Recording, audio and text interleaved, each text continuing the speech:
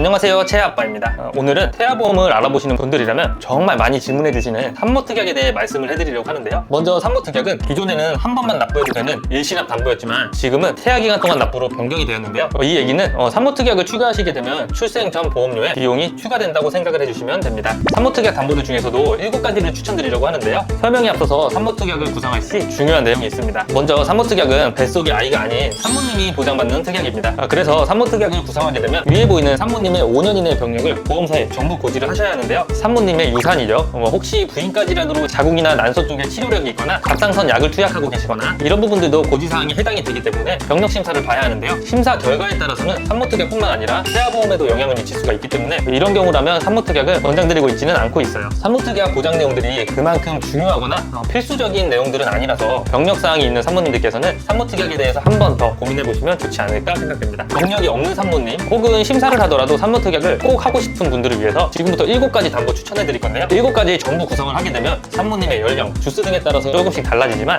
대략 8,000원에서 만원대로 나오게 되는데 앞서 말씀드린 것처럼 태아납이기 때문에 출생 전 보험료에 산모특약 보험료가 녹아들게 됩니다. 그럼 7가지 담보는 어떤 게 있는지 지금 바로 알려드려 볼게요. 첫 번째로는 임신 출산 질환 입원 일정 담보입니다. 임신 출산 질환으로 인해서 입원을 하게 될 경우 하루에 만원씩 지급을 해주는데요. 보장 범위가 가장 넓기 때문에 여러 질환들에 대해서 보장을 해줍니다. 대표적으로는 조기진통, 전치태반, 임신 중독증, 여가 등 일반적으로 산모님들한테 발생할 수 있는 질환들에 대해서 보장이 되고요. 실제로 산모특약 중에서 청구가 많은 편이라서 그만큼 보험료가 비싼 편입니다. 참고로 이 담보는 1일에서 120일짜리 담보가 있고 4일에서 120일짜리 담보가 있는데 대부분의 입원은 하루에서 이틀 이내로 끝나는 경우도 많기 때문에 구성을 하실 거라면 꼭 1위부터 보장이 가능한 걸로 선택해 주시면 좋을 것 같아요. 두 번째, 임신 출산 질환 수술 담보입니다. 임신 출산 질환으로 수술을 했을 때 최대 금액 10만 원을 보장을 해주는데요. 산모특약을 구성하시는 분들의 대부분은 제왕절개에 대한 보장 여부를 궁금해 하시는데요. 제왕절개는 우선 선택제왕과 응급제왕 두 가지로 나뉩니다. 선택제왕은 말 그대로 날짜를 선택해서 수술을 받는 경우에 해당이 되고 응급제왕은 의사의 권유로 혹은 출산 당일에 응급 상황이 발생해서 하는 제왕을 뜻합니다. 엄연히 선택제왕과 응급제왕은 질병 코드도 다른데요. 그래서 임신 출산 질환 수술과 입원 관련해서는 선택제왕에 대해서는 보장이 안 되기 때문에 이 부분은 꼭 유의를 해주시면 좋을 것 같아요.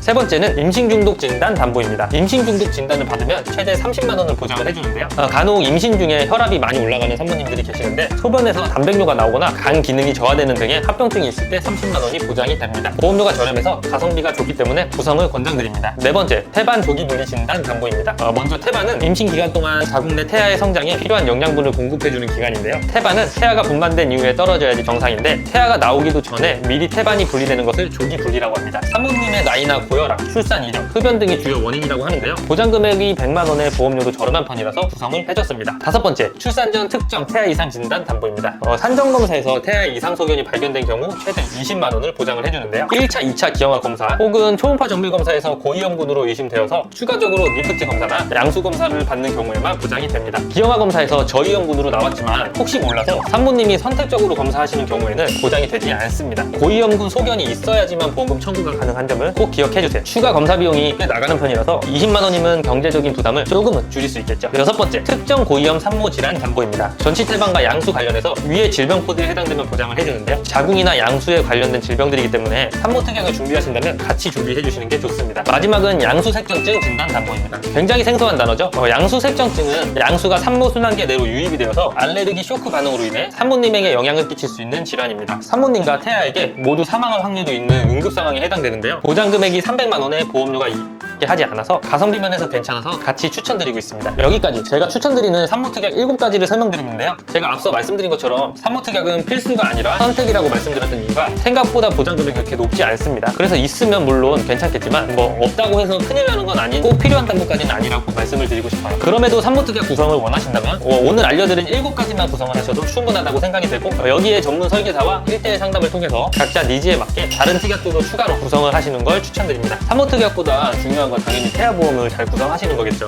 제 아들이 실제로 가입한 태아보험 30대 만기 설계안도 올려놨으니까 한번 보시면 많이 도움이 되실 겁니다. 설계안이 필요하시거나 상담을 원하시면 아래 카카오 링크나 휴대폰 번호로 연락 주시면 친절하게 상담 도와드리겠습니다. 긴 영상 시청해주셔서 감사합니다. 본 광고는 심의 기준을 준수하였으며 유효기간은 심의일로부터 1년입니다.